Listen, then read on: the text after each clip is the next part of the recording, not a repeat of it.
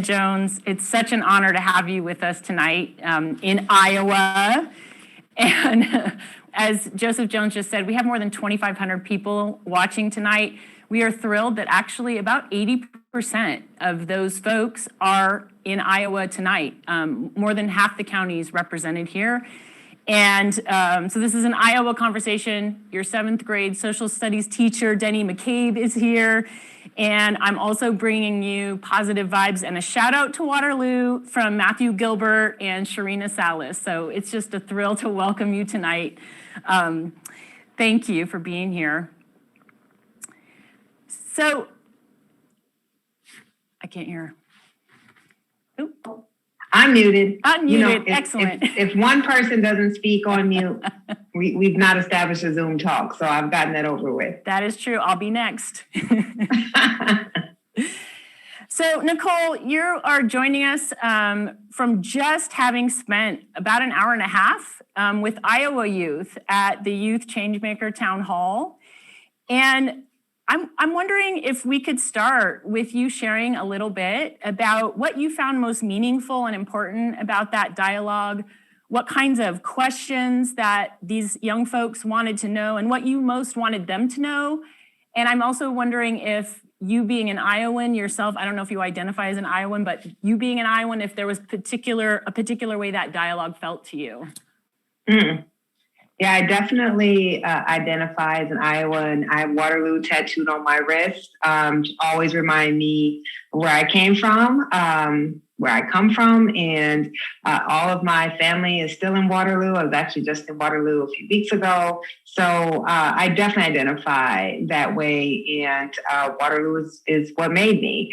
What I found, first let me say, I really do wish that I would have been able to come back home for this talk. I was really looking forward to engaging my home state and having this discussion about 1619 and racial inequality. So I'm really sorry that we couldn't make it happen, but hopefully we'll have another opportunity sometime in the future.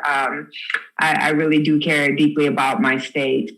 The Youth Town Hall was an amazing discussion and really an amazing part of the programming.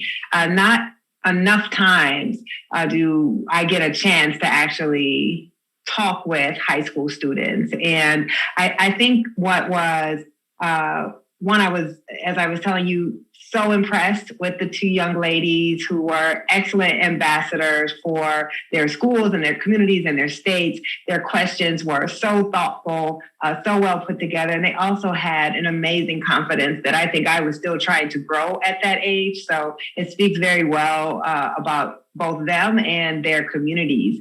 And what I really hoped that the students who were watching that got was that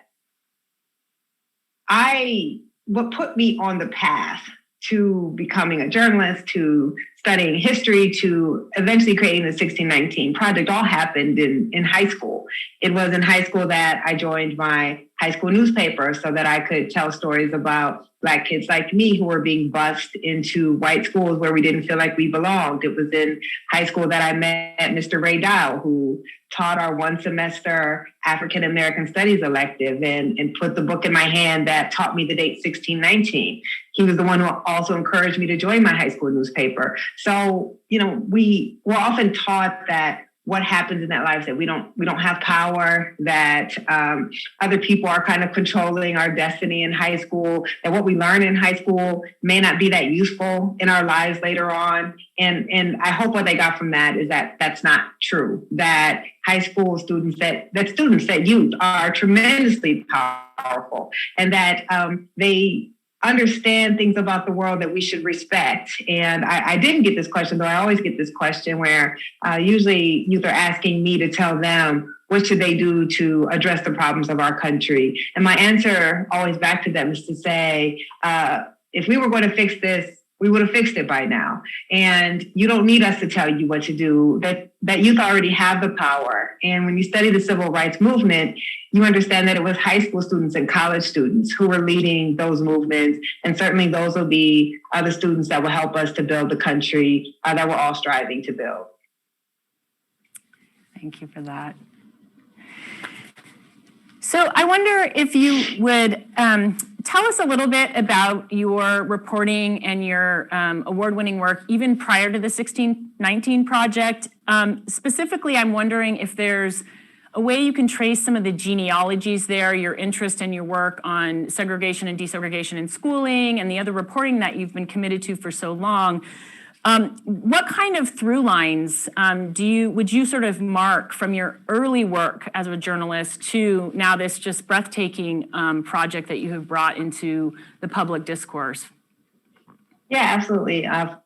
Many people know me because of the 1619 Project, but I've been a journalist for nearly 20 years. And the 1619 Project just published 2 years ago. Most of my work has been around the intersection of racial inequality in housing and in schools. And I really started my career as an education reporter who was covering a majority Black, very segregated school district right at the height or really the beginning of No Child Left Behind, and was seeing how poor Black schools were being punished for not getting the same test scores as wealthy white schools, but they were getting no additional resources. There was no one actually trying to work to break up those concentrated poverty. So it really got me understanding and thinking about these systems of inequality that function whether or not people are good or quote unquote good or bad people. The only reason I ever wanted to be a journalist was to write about Black people, particularly, and racial inequality. That's why I started writing for my high school newspaper. I joined the newspaper because I would look at the newspaper and there were never stories about the kids like me, the Black kids who were being bused out of our neighborhoods into someone else's neighborhood to go to school, who felt like we faced a lot of discrimination because of our race, the side of town we came from, but we didn't appear in the newspaper. And so I joined my newspaper so that I could start writing those stories. And my first journalism award was from the Iowa High School Press Association, and it was for a column about the experience of Black students in our school. So that really was what drove me to be a journalist. So the through line through my journalism has always been not just wanting to say, Black people suffer from this, Black people suffer from that, but to get to the why, the how, and the who's responsible.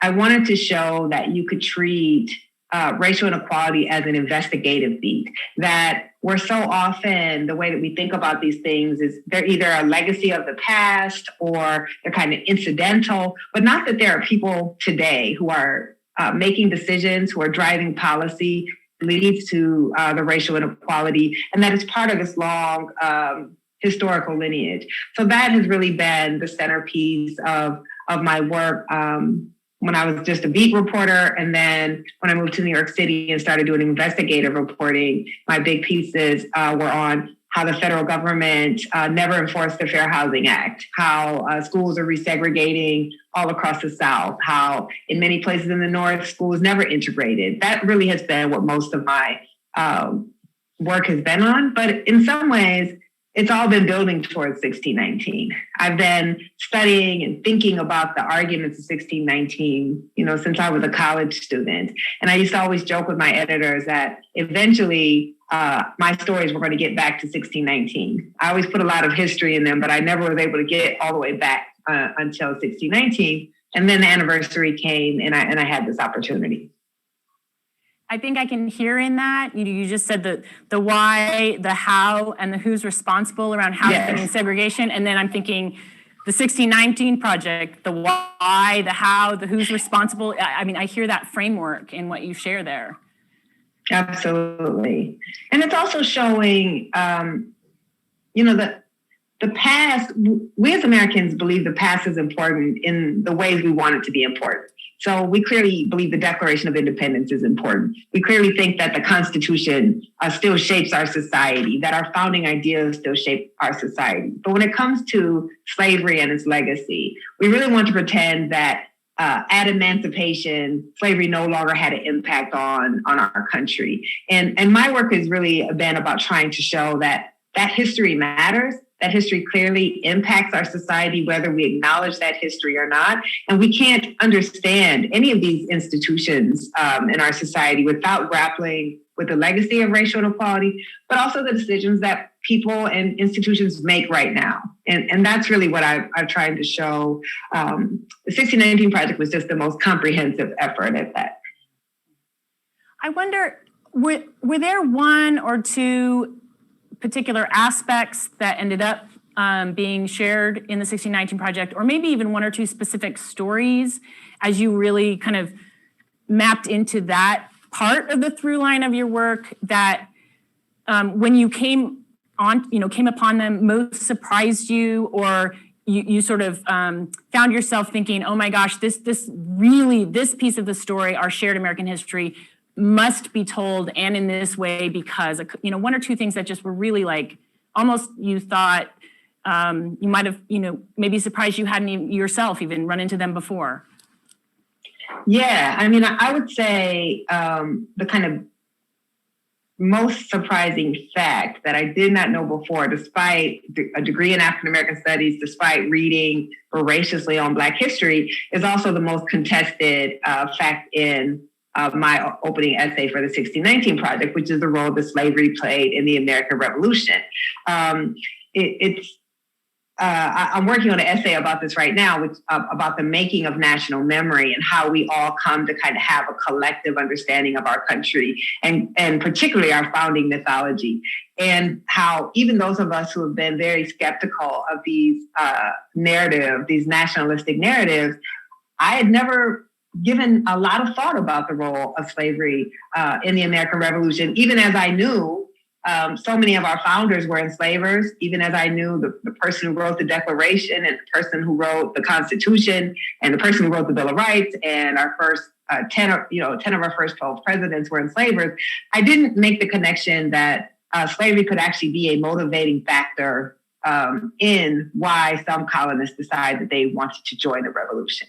So that was really surprising to me. And what it made me realize is that most of us have never really been taught to challenge our founding myth. That even if we can challenge so many other things about our understanding of society, that's been held sacrosanct. And actually, what I learned later is that in the field of early American history, it's actually one of the widest fields of American history because the gatekeepers in colonial history, if you are one who's going to really challenge that founding mythology, you were unlikely to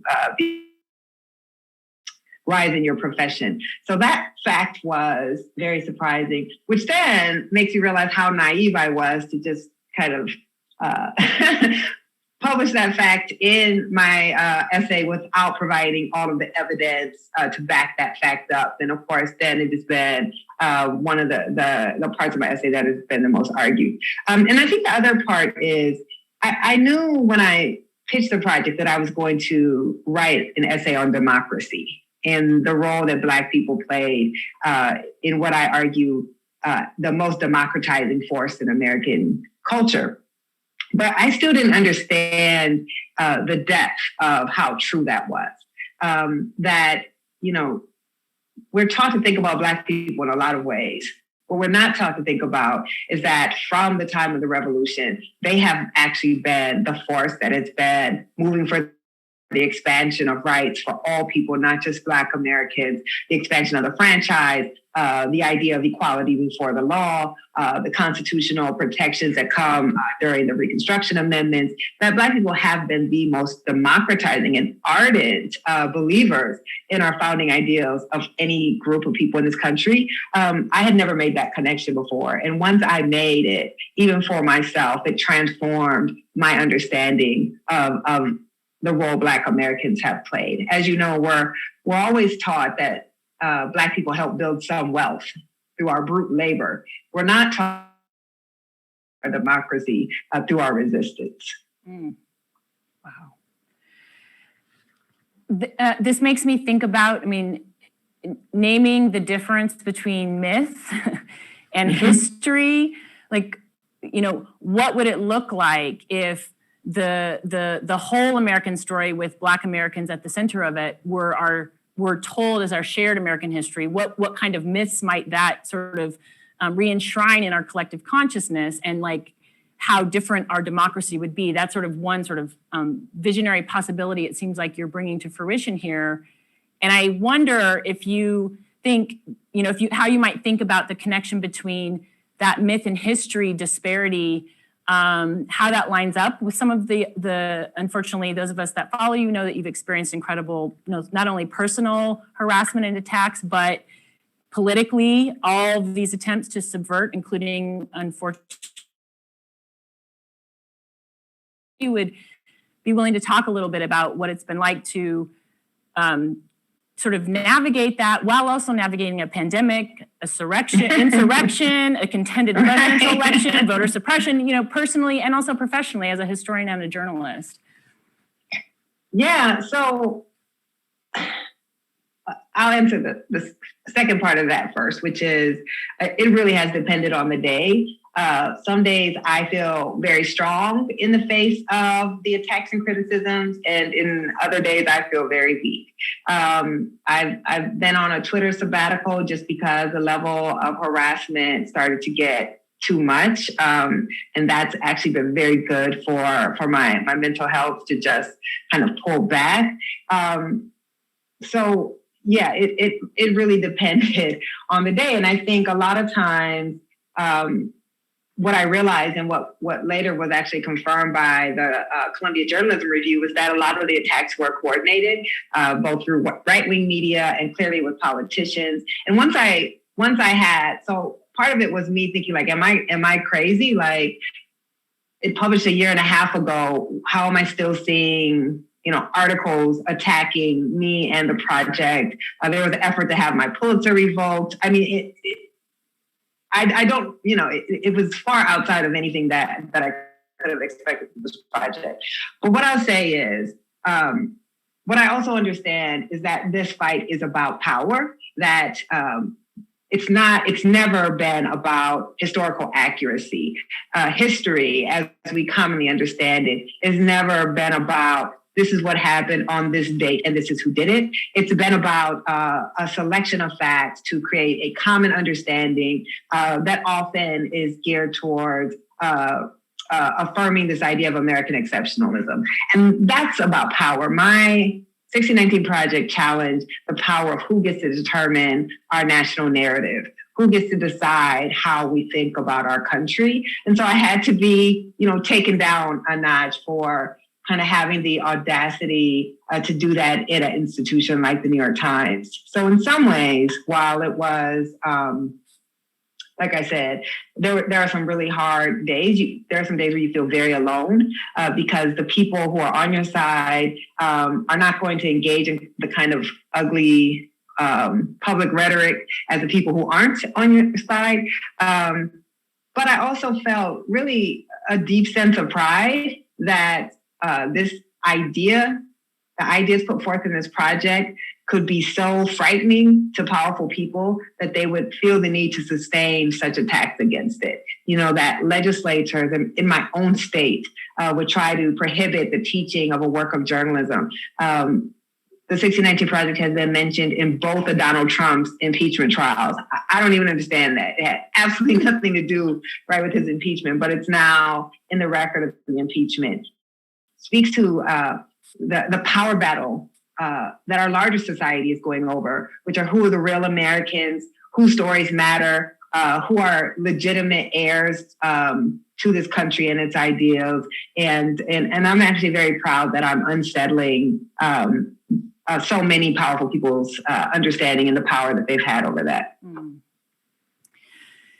I'm very sorry that you've been through that. And I'm also deeply grateful for your willingness to unsettle. I'm really glad we ended that bill here in Iowa. So thank you for being willing to unsettle us collectively. Thank you to all of the educators and the activists and the parents and teachers. I know Denny McCabe, my seventh grade social studies teacher, was one of the ringleaders. But it also showed that, even in the state of Iowa, which many of us have been very disheartened with some of the turns that the state has made. It used to be, as you know, a very moderate state. It was the first state to legalize gay marriage. It was the first state to prohibit school segregation through the state Supreme Court was a very strong. I mean, I got some of the best public education and best funded public education in the country, and so much of what many of us identified as Iowa core values have been under attack.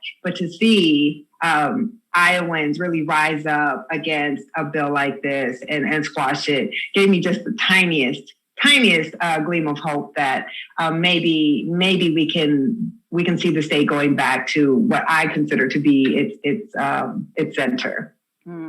Yeah.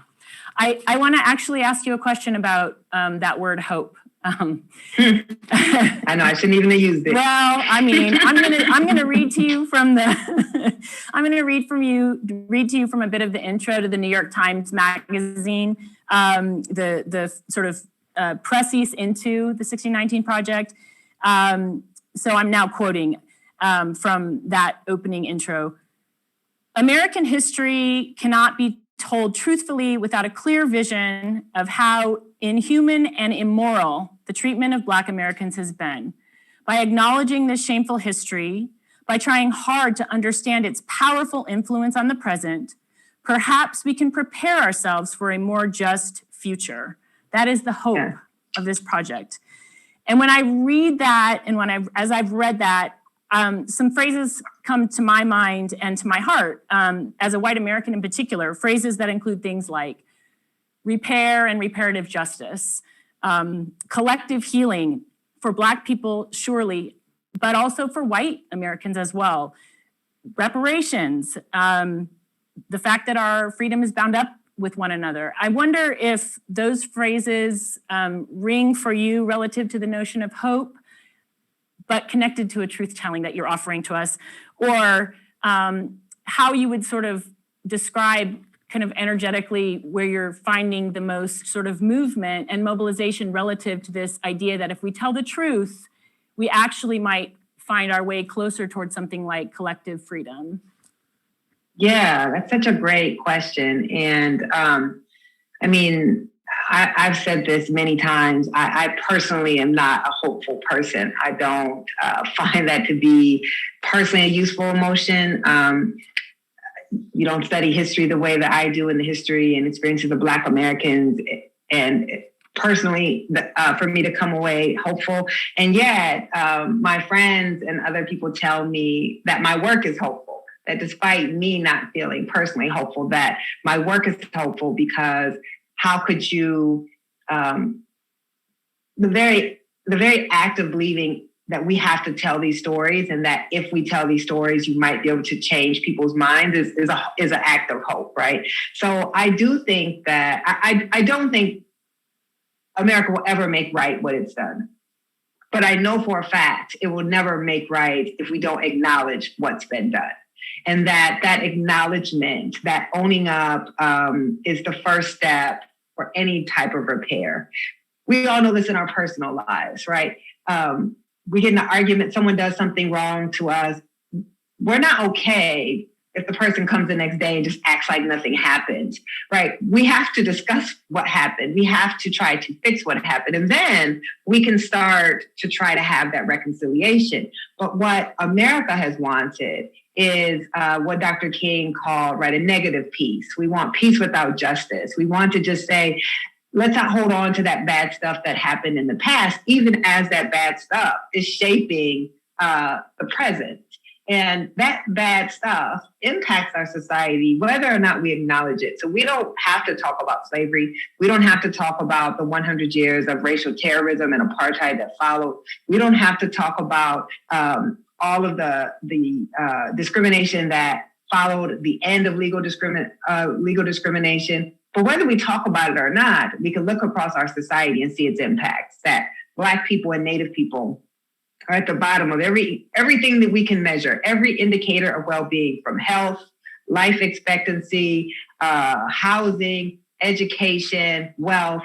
And these are the two groups of people who did not choose to be a part of the United States, right? So I do think that we have to have an acknowledgement, a truth-telling, and not to make people feel ashamed for things that they didn't do. I think that's Du Bois says we can't tell our story truthfully because we are ashamed. And I don't think anyone should feel ashamed for things that they haven't personally done, but we do have to acknowledge that we have inherited these things, whether or not we did them. And what we have to own is what we do with what we have inherited. And that's what the 1619 Project is really trying to do, because it's not just about the past, it's really about the present, and saying all of these areas of modern American life have been shaped by slavery, which to me leads to the ultimate question of then, if we acknowledge that so much of our society was built on slavery and that so much of the conditions Black Americans live in can be traced to the legacy of slavery, what must we do? And this is where we talk about, what does repair look like? What does restitution look like? And I certainly am an advocate for reparations. When we understand that slavery we tend to think of slavery as a racial system, a racist system, but slavery at its heart was a system of economic exploitation. The racism came to justify the economic exploitation of African people. And so Black people are artificially held wealth poor, and we have to both address that legacy, but also the moral obligation and the moral debt that we all owe. And it is very true. Our society as a whole, Black people suffer the most, but our society as a whole suffers from our inability to grapple with and move forward from a legacy of slavery. We are the most unequal of the society of the Western democracies. We have the highest rate of poverty of the Western democracies. We're the only one of the Western industrialized countries that doesn't have universal health care. Black people are the highest rate of uninsured, but there are millions of white Americans, there are Asian, Latino Americans who also can't get health care when they are sick because we can't get over the legacy of slavery. We're the stingiest social safety net. We have the lowest livable wage. These are all legacies of slavery, and we would all be a freer, healthier, wealthier society if we could address those legacies. And certainly you brought up the insurrection. If people don't understand that insurrection is a legacy of slavery, the belief that only certain people are real citizens, that only certain people are legitimate voters, that a white minority should be able to rule this country, these are all those legacies. And if we could just confront them, we could actually build the country of our founding ideals. So that is hopeful. It's a hopeful sentiment, though I don't think we'll actually do it. That's where the realism comes in. Yeah, thanks. I wonder, actually, if we can touch back on sort of, the insurrection, the pandemic, the presidential election crisis that was generated and undermining faith in the elections. Is there one of the through lines in the 1619 Project, a particular story, a particular moment in U.S. history that you think might most kind of reflect and help us kind of interpret kind of the many precipices we seem to be sitting on in the civic body right now relative to all kinds of crisis, but race and racism and white supremacy just flow all the way through them? Thinking about then what 2020 looked like, right? With folks mobilizing in the streets, and yet then all these backlash moments. Like, is there a particular moment in the project that would really help us interpret what we're kind of these precipices we're sitting on right now, and where we might sort of go and move? Yeah, I think that there are really two key moments that we should think about. One, it's at our founding. Of course, we're taught that we were founded as a democratic republic, the freest democracy the world has ever seen. But the truth is, the majority of people who lived in colonial America could not vote.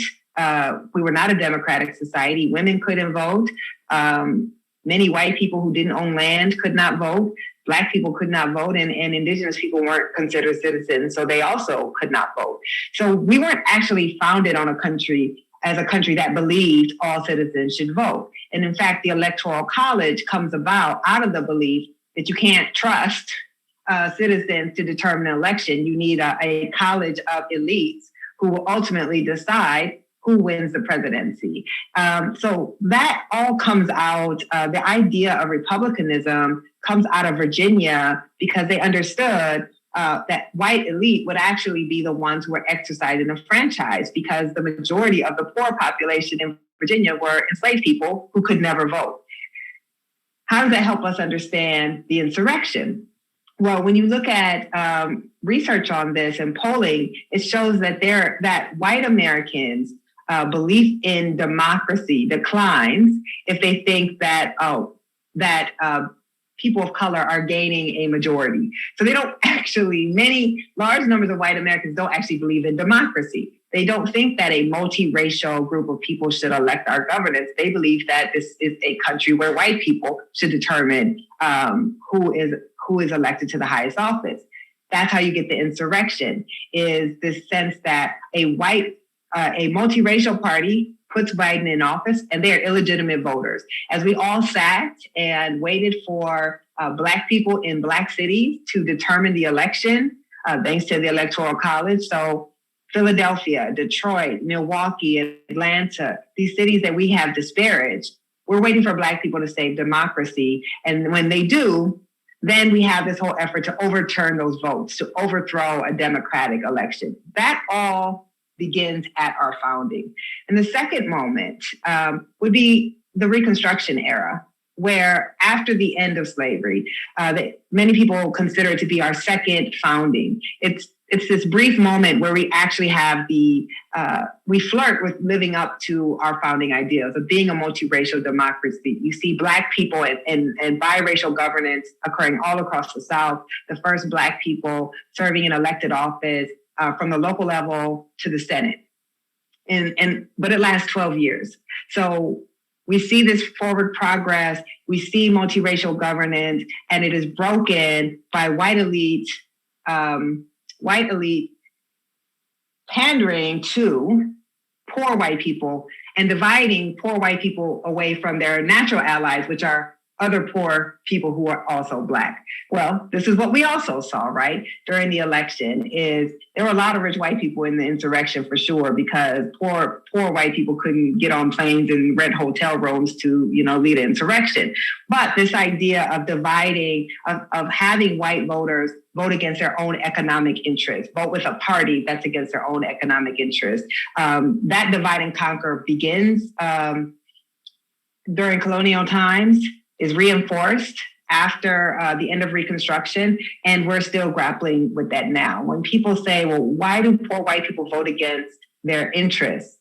It is failing to understand that whiteness is their interest. And whiteness is more valuable in some ways than money in a society based on white supremacy. So that's why understanding this history is so important. And the last thing I'll say is we have not been an effective democracy except for 50 years. When the Voting Rights Act gets passed in 1965, that's actually when we become an effective democracy. So what that means is our democracy is actually quite young and quite fragile, because how do we get the Voting Rights Act? We get the Voting Rights Act because of decades of Black resistance where Black people are lynched, assassinated, bombed for just trying to exercise the franchise. We get that law, and then we become an actual democracy. So this belief that our democracy can withstand the assault, that hasn't been proven. We don't know if it can because it's actually not that old. Wow.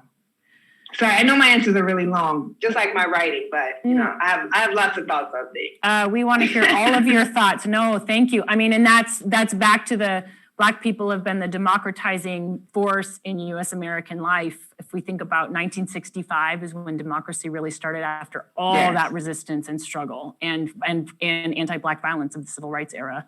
Wow. Absolutely. Thank you. We are going to turn to some audience questions. These wonderful questions have been handed to me, and actually on top, so I guess I get to read it first, comes from a Cruise Scholar at the program, from a member of the Cruise Scholar program at Drake, which actually is a program I direct. So this is one of my students in class tonight, where I am not, but they are watching us tonight. You're going to get extra credit. Yes, they are. They are, and they've earned every bit of extra credit.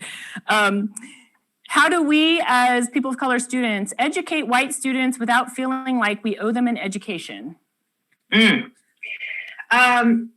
That's such a great question, and it also gets to that catch-22 that every person of color, and I would argue, other marginalized groups, people who are queer, people who are disabled, face all the time. Which is, on the one hand, you should not be in the position to have to educate other people. That is not your job. But on the other hand, realizing if you don't, no one will. So to me, it always has to be about your own agency. You engage and educate when you want to, how you want to, and when you don't, then you don't. It should not be an expectation that anyone puts on you. Some days you're totally into it. Some days you're just too tired. And I've really gotten, at this point in my career, my life, and the pandemic and everything else that is going on, when people ask me, how do we undo this racist society? And I'll be like, you didn't ask us that when you created it. No one consulted Black people on how do we create slavery?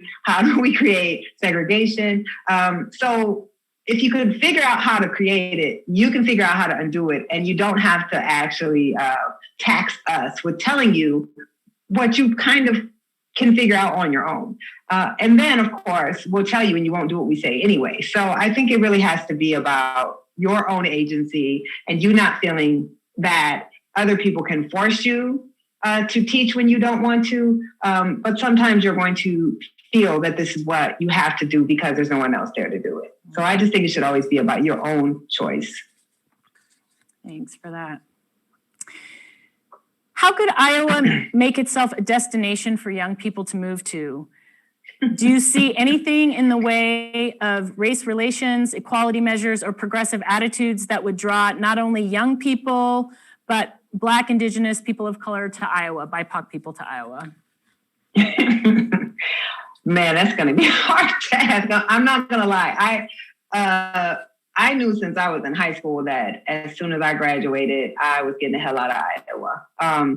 I think what Iowa really has, I was a lot going for it, but not right now, right? So it's become a rather far right state in some ways. When you look at what the legislature is doing, when you look at who the state is sending to Congress, there's certainly, that is not going to attract people of color or young people to the state. It's also just a very white state. And that becomes a chicken in the egg. How do you get people to go to a state when they want to be in diverse communities, when they don't want to always be in a situation of being the only one? Like, I live in New York City, the largest Black population in the country, and I feel affirmed and happy and grateful every day. That's hard to build that because if it is a white state, white people of color don't want to go there. And then when they come to a state like that, when I talk to people who have located to Waterloo for jobs, they come into communities where there's so much inequality, where there's not the proper support, that they don't want to stay. I don't have a good answer for that. It's not, I don't want to say it's not welcoming because Iowans are generally nice on the outside. But Waterloo was named the worst place in America to be Black. You don't get that by accident. And what that says is that niceness is really a veneer for communities that are actually quite intolerant and quite accepting of inequality. And I don't have the answer for that. I would never want to move back, frankly. I like to visit, and then I like to come back to a community that I feel is much more representative, much more welcoming, much more supportive, and where I'm not always, the raisin in the oatmeal. Mm-hmm, mm-hmm. I appreciate your willingness to tell the truth about that. So this is a question about the 1619 project, and this person asks, given the pushback from some historians and the opinion piece in the New York Times by Bret Stephens, is there any aspect of the 1619 project that in retrospect you would have altered? No, it was absolutely perfect. No, of course. So let me just say, first of all, I've never created anything in my life that I thought was perfect and couldn't have been improved. And that's certainly true with the 1619 Project. So yes, the thing that haunts me about the project is that section on the American Revolution. I absolutely have the historiography to back up the claim, but I didn't include it there. And I wasn't as precise with my writing as I should have been. And it haunts me because what that allowed was people to take, a couple of lines in a 6,000 word essay in a 40,000 word project and use those lines to try to discredit the entire project. I don't think there's any work of history or journalism that could withstand the level of scrutiny that the 1619 Project has undergone. So if I had known, I would have been much more careful with that line. What I will say is I used where the critique was genuine, legitimate. I use that as a roadmap for further study. I've read between 8 and 10 books just on the American Revolution since I wrote that piece. You have to understand that the democracy essay scaled 400 years of history. So I read, a couple books on the American Revolution because that was just a tiny piece of the project, but it became such a big deal that now I've read a lot and I've revised the essay. We're releasing a 1619 book this fall and all of the essays have been revised and expanded. And I think it'll be very clear with the expansion that what I said was right, but I should have been more careful. And I really regret that. I think the other thing, that's really the only regret that I have, though. I believe the arguments in the project are right. I think much of the criticism was people who just have a different worldview, who would never think that this project was legitimate. But I do hate that I gave some ammunition, for sure. Thanks. What would your advice be to the next generation of journalists of color, given especially the rise of hate crimes and racial tension in the country? You're needed and we have work to do. We've always worked under these conditions. My Twitter handle is Ida Bae Wells for a reason, in homage to a Black woman born into slavery who investigated lynchings, right? So we need you. We have to have diverse newsrooms, not because it's politically correct, but because our coverage cannot be accurate if we don't have an accurate representation of America telling these stories and doing this reporting. So, stiffen your spine and get to work. And if I can support you in any way, please reach out. Thanks. Here's a question from Waterloo for you, from a Waterloo native. As a Waterloo native and a Black male who is a fervent student of history, there's a sense in some pockets of our hometown that the historical events in the Black community and the impact of those events are not being passed down to the current generation of young Black students today in Waterloo. How would you address that? I agree. I think, I think that's a societal issue. We as Americans don't study our history very much and well enough. And then Black history is segregated and separated even worse than that.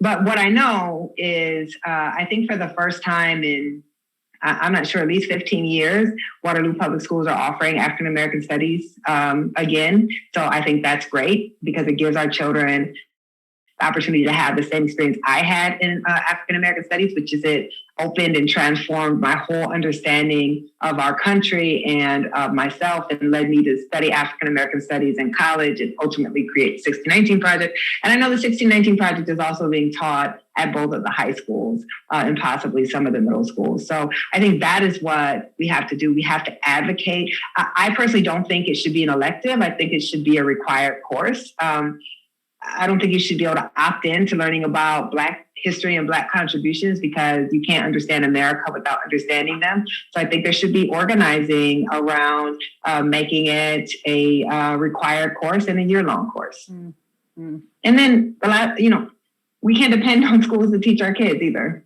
I mean, we do. I believe strongly in public education, but most of what I learned about Black history, I taught myself. I read books, and my daughter, most of what she knows about Black history is because of books and teachings that I pass on to her. So that's also what our kids don't know is our fault as adults, and we need to do something different. Mm-hmm. Educators, parents, clergy people, all of us. Thank you. Exactly. Yeah. So we have two questions that come around the question of reparations. I'm going to put them together so you have some space to talk about them both. One part of it is, would you draw any comparisons to the modern German government's response to its fascist history and the Holocaust, and what the U.S. might accomplish or not by more formally recognizing, acknowledging slavery, enslavement, and systemic racism? And then, do you feel, are you aware of, and if so, do you feel the reparations established in Evanston, Illinois are a good start and maybe should be replicated in other places? Okay.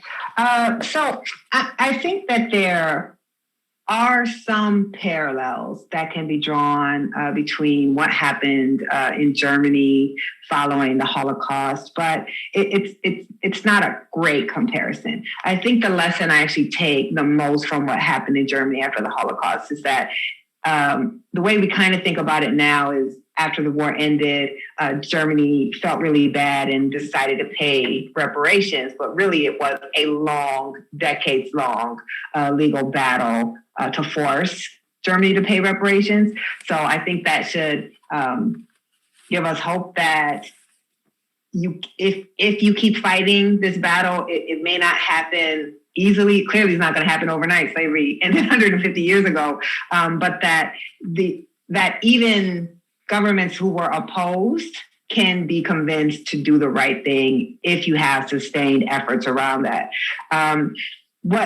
What's so different, though, and what makes it so much harder in the United States, when you think about the length of time that Nazis were in control of Germany, it is a blip in the timeline of Germanic history. So you can denazify Germany and lose almost no Germanic history.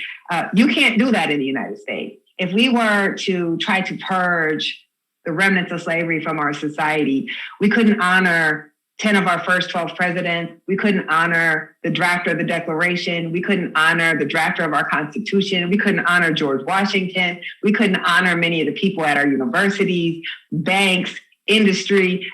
It's such, it is so foundational to our society that you can't purge it from our society without purging most of our history, right? Most of the people who we look up to. So because of that, our response is then, so we can't distance ourselves, right?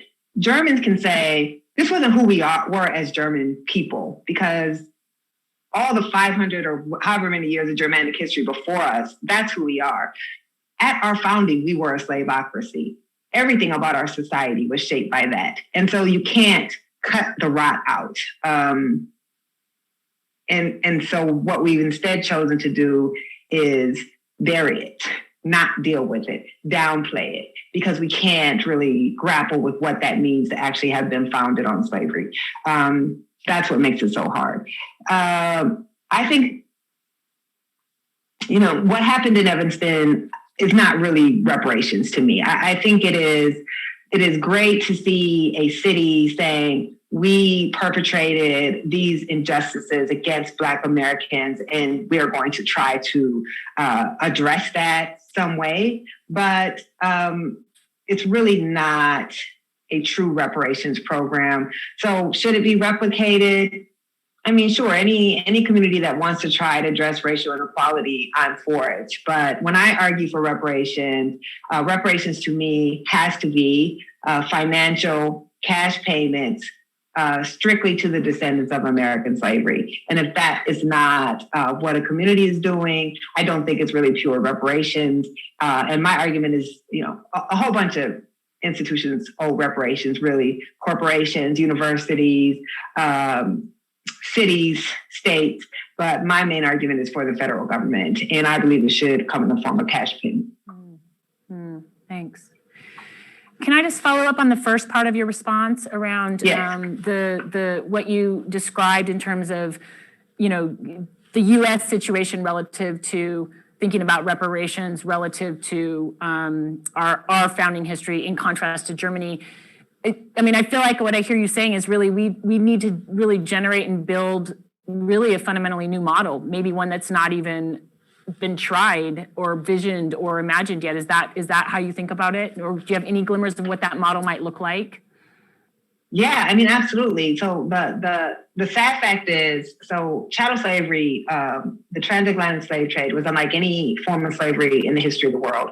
It's the largest forced migration in the history of the world. 12 million African people forced across the ocean, really remade entire lands. Like the Caribbean is Black because of slavery, right? So the largest forced migration in the history of the world, and yet no Black groups have ever received reparations for slavery. In fact, the only people who have ever received reparations for slavery are white enslavers. Haiti had to pay France reparations because enslaved people overthrew their enslavers and became free, so they had to pay for freeing themselves. Some slave owners in Washington, D.C. were paid reparations when Black people were emancipated in 1863. Some white British people were paid reparations when Britain ended slavery. So Black people have never received reparations for slavery. So yes, we would have to create a new model. We would have to do what has never been done. And this is the beauty of, if you believe in American exceptionalism, which I don't, but if you do, then why can't we be exceptional in that way? Why can't we say, you know what, we are going to own this. We are one of the wealthiest countries in the world. We know that we can print money because we just passed several $1 trillion bills. Let's make this right. What we don't understand as a society is the research shows billions and billions of dollars are lost to our economy every year because Black people are held artificially wealth poor. Again, reparations is the morally right thing to do, but it would actually help our entire society. Black people will do what everyone else does when they have wealth. They will send their kids to college, they will start businesses, they will buy homes, and they will infuse millions of dollars into the economy instead of having to so often use social resources because we have been held wealth poor. So morally, it's the right thing to do. But if we just care about our own personal finances and our finances as a nation, it's the right thing to do. The one good thing is we certainly are seeing more political will around reparations than at any point in my lifetime. Even 5 years ago, you could not bring this up and be taken seriously in politics, but reparations was a question during the presidential debates.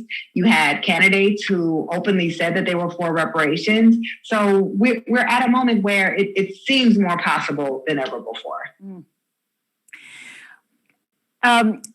American exceptionalism reframed. Thank you for that. I want to end on a celebratory question on the docuseries with Hulu, Oprah Winfrey, and yourself with Lionsgate Media.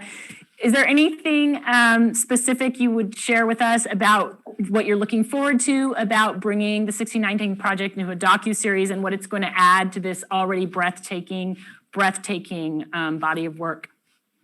Thank you. I'm so excited about that. I mean, one, I get to work with Oprah, which I never, the little Black girl in Waterloo never imagined that would happen one day. But also, one big thing about the project is I want it to be as accessible to as many Americans as possible. When I think about, my family back home, are they going to sit down and read 10,000 word essays in the New York Times Magazine? Probably not. Most Americans don't want to read 10,000 word essays. But they want the information, and they will watch a documentary.